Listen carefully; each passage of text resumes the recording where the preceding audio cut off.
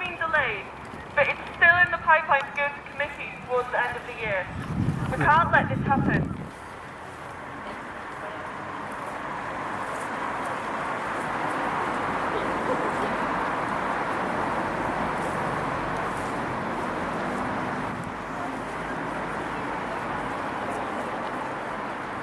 To restrict protest is to tie the legs and gag the mouth while they do what they will.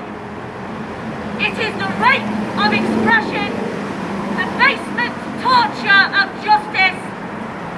Hold it still until it cracks. To see it was never loved, just controlled.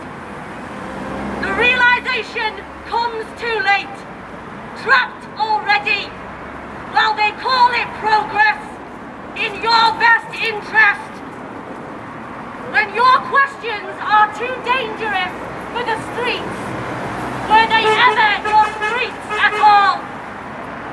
Reclaim your rights, reclaim the night. When the peaceful is made illegal, the only choice is to